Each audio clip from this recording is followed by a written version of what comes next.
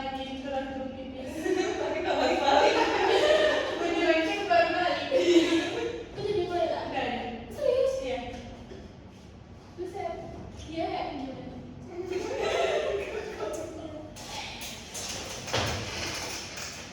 Oke, assalamualaikum warahmatullahi wabarakatuh. Waalaikumsalam warahmatullahi wabarakatuh. Gimana kabarnya hari ini? Semuanya sehat? Sehat, Bu. Ada yang nggak masuk? Tidak ada. Oke, berarti masuk semua ya. Jadi sebelum memulai pembelajaran, Ibu mau minta salah satu anak untuk memimpin berdoa. Siapa aja boleh, bebas. Sebelum mulai pembelajaran, kita berdoa terlebih dahulu menurut adat keinginan masing-masing. Doa gimana? Selesai. Baik, terima kasih.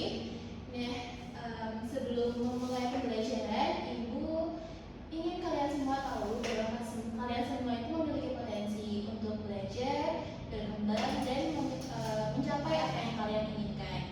Nah, tapi untuk mencapai hal itu juga perlu usaha dan jangan pernah menyerah untuk belajar. Nah, selanjutnya kita akan langsung mulai masuk ke materi. Pembelajaran yang akan kita pelajari hari ini itu tentang perairan laut. Nah, berikut acuan pembelajaran kita. Tujuan. Nah, hari ini mungkin kita hanya akan belajar mengenai pengenalan, klasifikasi laut, warna, dan kadar garam. Nah, sebelumnya ada yang tahu nggak sih laut itu apa? Laut itu perairan pasir. Oke, baik. Jadi, laut memang merujuk pada suatu perairan yang mengelilingi daratan. Nah, laut sendiri merupakan bagian penting dari ekosistem karena memiliki peran yang cukup vital bagi beberapa aspek kehidupan di bumi. Nah, selanjutnya kita akan belajar mengenai klasifikasi laut. Nah, jadi laut itu ada tiga ya. Kita akan belajar mengenai proses terjadinya berdasarkan letak dan kedalaman.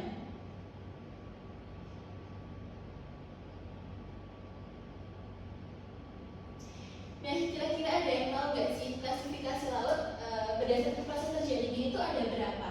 Mungkin sebelumnya ada yang udah pernah baca atau udah pernah tahu? Belum? Oke. Jadi berdasarkan proses terjadinya itu ada tiga: laut transgresi, laut ingresi, dan laut regresi. Laut transgresi itu laut yang proses terjadinya itu karena fenomena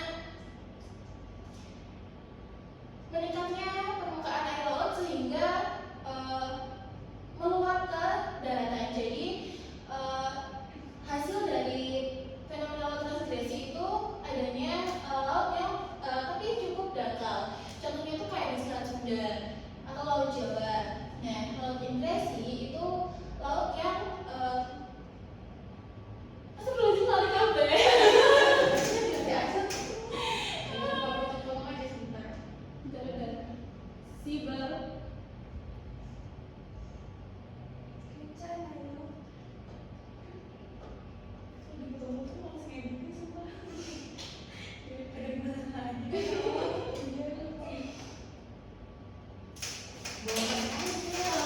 Iya, bisa-bisanya lupa.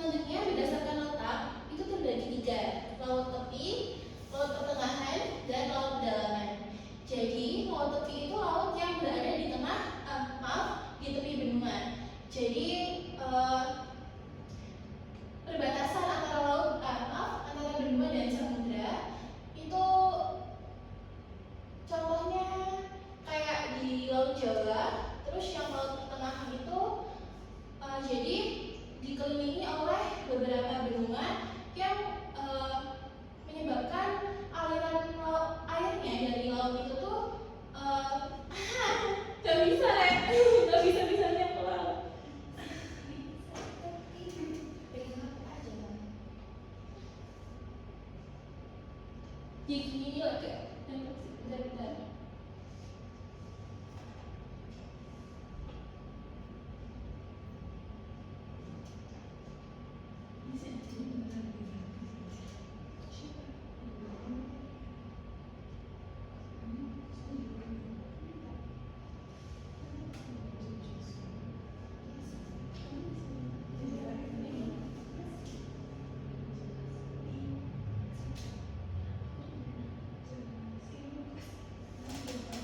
Oke. Jadi laut pertama ini laut yang diapit oleh beberapa bendungan. Jadi untuk mengalir ke laut yang lebih besar itu biasanya disambungkan oleh selat. Nah, sedangkan laut pedalaman itu laut yang tidak memiliki jalur khusus untuk ke laut yang lebih besar karena sepenuhnya itu dikelilingi oleh daratan. Nah, itu biasanya terjadi di cekungan. Selanjutnya, ini merupakan contoh ya dari klasifikasi laut berdasarkan tempatnya. Nah, sekarang berdasarkan kedalaman laut itu terbagi jadi 4. Ada zona litoral, zona neritik, zona batial, dan zona abyssal. Zona litoral itu jadi lautnya itu berkisar di antara pasang dan surut. Jadi hewan-hewan yang hidup di situ cuma kayak bintang laut atau kepiting. Nah, di zona neritik itu kedalamannya di sekitaran 200 meter di bawah permukaan laut. Dan di zona ini itu masih bisa sinar matahari masih bisa tembus. Jadi masih ada proses fotosintesis. Nah, di zona batial itu di sekitaran 2000 sampai 4000 meter di bawah permukaan laut.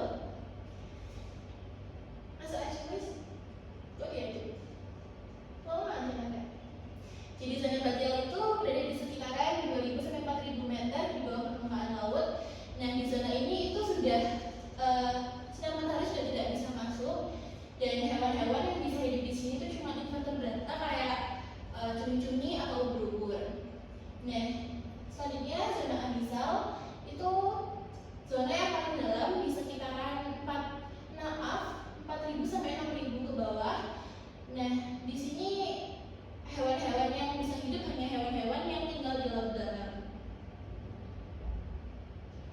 Selanjutnya, warna laut. Ya, Ibu mau tanya, ada berapa warna laut yang kalian pernah tahu? Apa aja? Biru sama hijau. Biru sama hijau. Oke. Jadi sebelumnya kan banyak ya, nggak pernah ada yang lihat laut warna hitam atau warna merah. Oh iya. Ya, oke. Nah, jadi kenapa sih warnanya berbeda-beda? Itu karena kalau yang warna biru itu karena terjadinya proses ini sumpah lupa semua ngomong deh.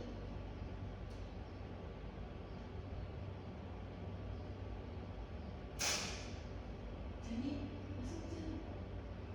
Anjani masuk aja.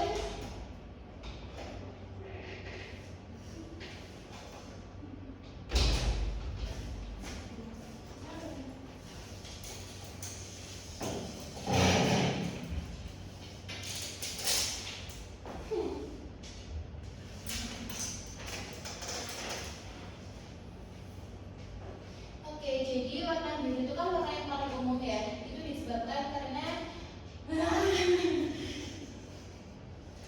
oh iya, lupa. Tidak. Jadi warna biru itu kan warna yang paling umum. Nah, itu disebabkan karena penyerapan dan pemantulan cahaya dari sinar matahari. Jadi menyebabkan laut itu tampak berwarna biru. Kemudian laut yang berwarna kuning itu biasanya terjadi karena adanya endapan aluvial. Kemudian yang warna hijau itu biasanya terjadi karena banyaknya fitoplankton atau plankton yang melakukan proses fotosintesis. Itu kan klorofil menerima semua macam warna kecuali warna hijau. Jadi pemantulannya menyebabkan laut itu tampak seperti warna hijau. Selanjutnya untuk laut yang berwarna hitam itu terjadi karena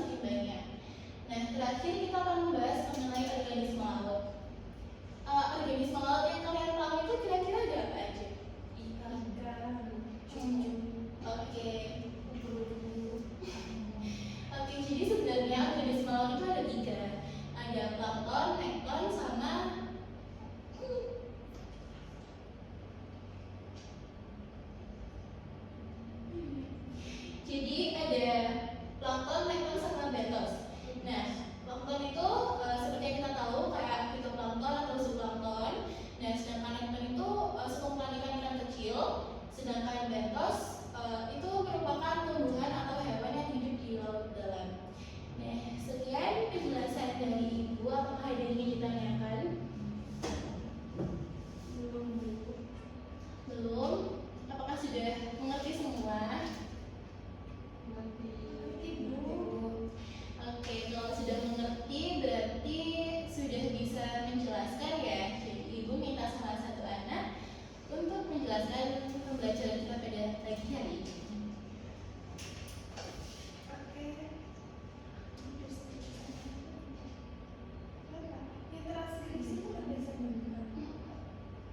Proses pembentukan. Jadi laut itu bermacam-macam ya. Yang pertama itu kan proses pembentukannya itu ada transgresi, imigrasi itu penurunan, dan regresi itu karena aktivitas tektonik. Kemudian berdasarkan letaknya itu ada laut tepi, yang kedua itu laut pertengahan, dan yang ketiga laut pedalaman. Kemudian berdasarkan kedalamannya itu ada laut litoral,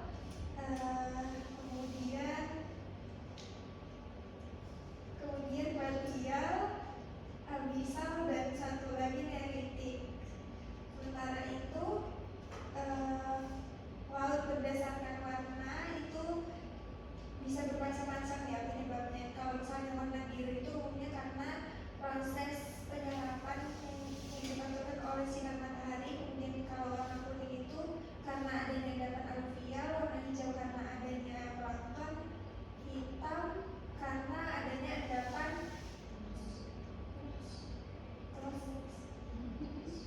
kemudian satu lagi itu warna